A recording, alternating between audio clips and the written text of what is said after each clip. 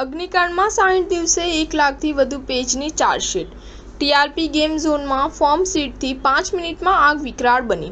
મુખ્ય સંચાલકના આર્થિક વ્યવહારોની તપાસ કરી પાર્થરાજસિંહ ગોહિલ। આજથી 60 દિવસ અગાઉ રાજકોટની એક ઘટનાએ રાજકોટ જ નહીં પરંતુ સમગ્ર રાજ્યને હચમચાવી દીધું હતું, જેમાં નાના મવા રોડ પર આવેલા ટીઆરપી ગેમ ઝોન અગ્નિકાંડમાં 27 નિર્દોષ લોકો ભૂંજાઈ ગયા હતા।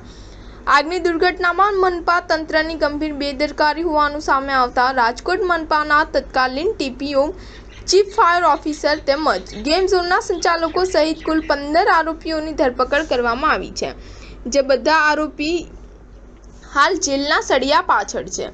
25 જુલાઈના રોજ ઘટનાને 60 દિવસ પૂર્ણ થઈ રહ્યા છે, માટે નિયમ મુજબ આ પહેલા આજરોજ ઇન્વેસ્ટિગેશન ઓફિસર એસીપી ક્રાઇમ ભરત બસિયા દ્વારા 15 આરોપીઓ સામે 1 લાખથી વધુ પાનાની ચાર્જશીટ 3 મોટા થેલામાં ભરી કોર્ટમાં લઈ જવામાં આવી હતી।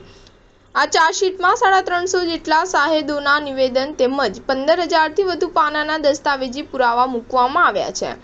ઉલ્લેખનીય છે કે અગાઉ ભાસ્કર પરેશ અપહરણ કેસમાં પોલીસે આનાથી મોટી ચાર્જશીટ ફાઇલ કરવામાં આવી હતી, કારણ કે આ કેસમાં કુલ 50 આરોપીઓની ધરપકડ કરવામાં આવી હતી। Rajkot DCP crime doctor Parthrajsinh ગોહિલે જણાવ્યું હતું કે 25 મેના રોજ રાજકોટના તાલુકા પોલીસ સ્ટેશન વિસ્તારમાં આવેલા ટીઆરપી ગેમ ઝોનમાં આગ લાગી હતી।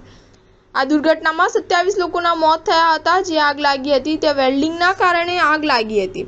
નીચે જે વસ્તુઓ પડી હતી તેમાં ફોર્મ સીટ તેમજ વુડન સીટ પણ હતી, પરંતુ ફોર્મ સીટના કારણે આગે વિકરાળ સ્વરૂપ ધારણ કર્યું હતું। સીસીટીવી ફૂટેજ જોતા સ્પષ્ટ થયું હતું કે આગ છે તે માત્ર 4 થી 5 મિનિટમાં વિકરાળ સ્વરૂપ ધારણ કરી લીધું હતું। આ બનાવમાં પ્રથમ રાજકોટ તાલુકા પોલીસ સ્ટેશનમાં ધવલ ઠક્કર, અશોકસિંહ જાડેજા, કિરીટસિંહ જાડેજા, પ્રકાશચંદ્ર હિરણ, યુવરાજસિંહ સોલંકી અને રાહુલ રાઠોડ સહિત 6 લોકો સામે નામજોગ અને તપાસમાં ખુલે તે અન્ય સામે આઈપીસી કલમ 304, 308, 337, 338 અને 114 મુજબ ફરિયાદ કરવામાં આવી હતી, જે તપાસમાં ગેમ ઝોનના સંચાલકો તેમજ પોતાના કામમાં બેદરકારી દાખવનાર રાજકોટ મનપાના અધિકારીઓ સહિત કુલ 15 લોકોની ધરપકડ કરી તેમની સામે ચાર્જશીટ રજૂ કરવામાં આવી છે। સ્ટાર ન્યૂઝ 7 હંમેશા સચ્ચાઈની સાથે।